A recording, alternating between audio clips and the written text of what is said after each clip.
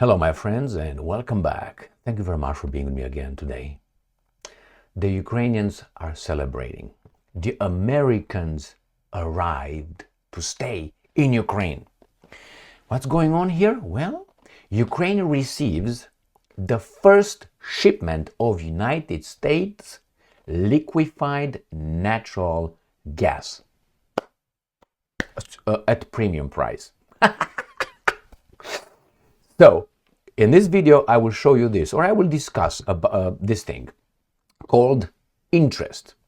I would like to know, in this case, the fact that Ukraine receives the helping hand of the American natural gas industry. It receives the helping hand. Is that a consequence of the evil Russians attacking the poor Ukrainians, and the Ukrainians have no natural gas because the evil Ruskies cut it? That's how the narrative is going. That's how they want you to think. Could it be the other way around? So we, or let's say the LNG, liquefied natural gas industry, through its little campaign donations, let's put it mildly, they, have the right elected officials in office that we elect, okay? And then those guys are going to do the bidding of the guys that put them over there, which is the people, we the demos. And then those guys create problems like overthrowing governments, let's say Ukraine in 2014, and then the Russians come in, so the war is created with the help of the interests that now somehow hit the jackpot or whatever, the lottery, coming in to help. They're good-hearted, like you and I. Is that what it is? Or the other way around? Remember, right now the Russians can tell their Russians, see, this is the evidence NATO always wanted to attack us, because look what they do in Ukraine. Now the other guys say, no, this is the evidence the Russians always have expansionist attitudes, wanting to come and get your children in your life and your values. See what they do to Ukraine. Now, which one is it? How can you distinguish what's the truth? Is it the LNG, poor liquefied natural gas from the United States, just an helping hand, opportunistic guy, just an industry that just got lucky, or actually they helped create a problem where they will come later and help? Remember, right now, the destruction in Ukraine is helping the military-industrial complex of a few countries, some of them bankrupt, I would say already, the international banking system, which will lend money by pressing buttons, that's how they create money, or by printing them, all right? So they do this, and that's the third one, which is the energy sector that I've been talking about, the energy industry. They all will rebuild something that the Russians destroyed. And we just got lucky. Do you believe that's how it goes? I don't think so. I think it's the other way around. And I will make my point here. I will try to explain how things work, if you don't know. Now, I'm not saying this is the silver bullet or something, but I think it's the diamond bullet. So that's the way it works in this situation. You start with the beginning. You have the United States of America, but nice country, nice people, nice government, nice bureaucracy and interest. And they're just fair. When they are doing business, they're fair. They just negotiations, and then they sign a contract that means you were okay, I was okay with the contract, and we both benefit, right? Or if you don't like it, you don't sign the contract. But if you don't sign the contract, we are going to have the politicians say something about you and your country, which is, you violated some human rights somewhere. And because of that, we have to impose sanctions on your country. When we impose sanctions on your countries through our politicians, your economy usually goes down, correct? Because, not that we produce shit, we make everybody else impose sanctions on you because we impose sanctions on you. So if I impose sanctions on you and someone wants to do business with you, I blackmail them and say, if you do that, I'm going to impose sanctions on you. I'm going to have the dollar fuck you up. Okay? And then everybody's like, okay, no investments, no nothing. And you're going to be economically dying. And then what's going to happen? Your population will not understand this, for obvious reasons, and they will come and check you. excuse me, come out of your little president's office. We want to talk to you. We got some pitchforks and some little torches for you and some other things. That's what happens. And if that doesn't work, like for instance Venezuela or Cuba, you try to overthrow the government with, I don't know, the Bay of Pig, maybe with some Colombian guys just dropped over there, with some former CIA, and so on. And if that doesn't work, you try to really go and fuck them up with your military. Like, I don't know, Iraq, Afghanistan, Libya, Syria, and so on. Okay? That's what you do. So this is how the game is played.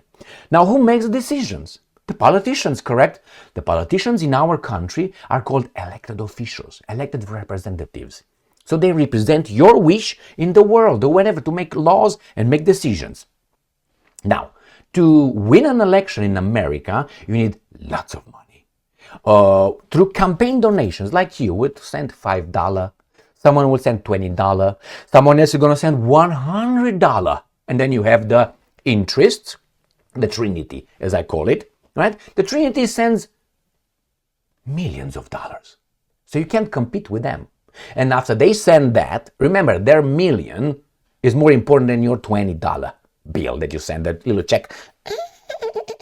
I'm going to send these baboons $20.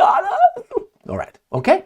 And then when that guy gets selected and then elected by you to democratic vote, they would go over there in the office and they will do what you sent them to do for you with the $20 support. Not the guys with the millions of dollars.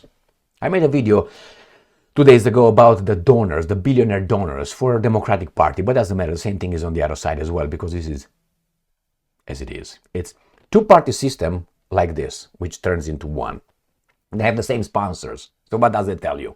You want to have both people in your pocket. So nevertheless, so what's happening next? You have the politicians, and the politicians know what they need to do. Not even have to answer the phone call from, let's say, liquefied natural gas from the energy industry. No, they don't. They don't have to do that. They know what they do, what they have to do, because he knows where the money comes. The money flows. All right. So what's going on? And these guys are going to say, well, I have a problem with Ukraine.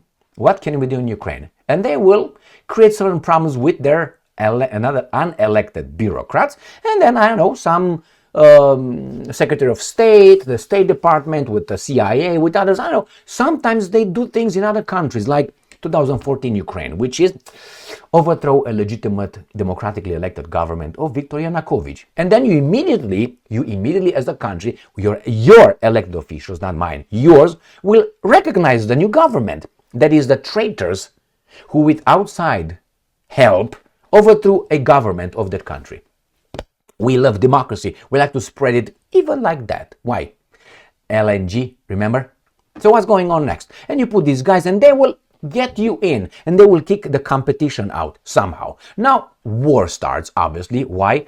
It's because Russians are expansionistic. It's not because we pushed NATO to their borders with our military ready. No. They should be okay. The Ruskies must be sleeping and hibernating like bears, okay? But if they would do the same thing to us, niet. No, that's verboten, okay? Illegal. Why?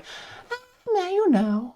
All right, and then after that, destruction. Then what do? You impose sanctions on the industries that, okay? And you make the Germans, the French, the other baboons that are your lackeys, okay, to do the same thing. And they impose sanctions on themselves just to have liquefied natural gas come and help from us, because we can't compete with the Russians in Europe. Russian natural gas through pipelines coming from Russia through Ukraine, transiting, or through the Nord Stream pipelines that are no more, out of 4 is 1. Who did it? Doesn't matter. Forget about it. Okay? So then, if we say impose sanctions, we're gonna help you. Remember, Trump said, don't allow yourself Germans to be blackmailed by the Russians buying oil and gas from them. Now, they impose sanctions on themselves. The Nord Stream is out. What's going on? We're gonna help you become dependent on us. That means we could blackmail you as well. But no, we will not. Why? Because we're good people. We're good people, man. Why? We identify as good people. But the same thing cannot apply to anybody else. We are the dispensers of good people and bad people including self-identification. Nobody else has this right. Why? Because of that, we punch whomever wants to happen, to come to the table. They're all over there. And we just ping, pong, pong, ping, pong. These are little crumbs. Russia wants to be over here. China wants to be over here. Why would you want to do that? I want to be the only one. All right. So here it is. The US LNG just helps.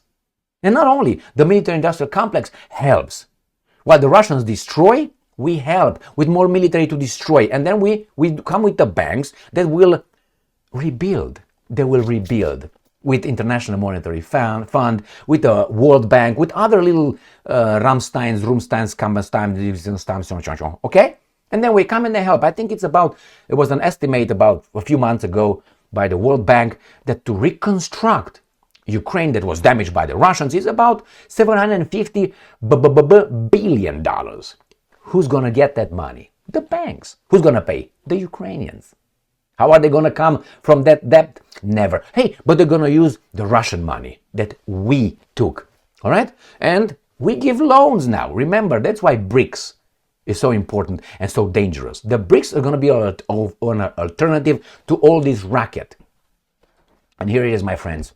LNG, the Ukrainians should celebrate. By the way, thank you very much for this article. Someone sent it to me a minute ago. Thank you very much for doing that. So they don't tell you that this is at premium price. The liquefied natural gas that comes through the boats, okay, they come to the distribution centers that you have to build, or if you have them, whatever. You come over there, all this is 3 to 4 times more expensive than the Russian gas. I don't say that, there's articles over there. So who would like to do that? Emil, values are non-negotiable. All right, continue. Thank you very much for being with me again today.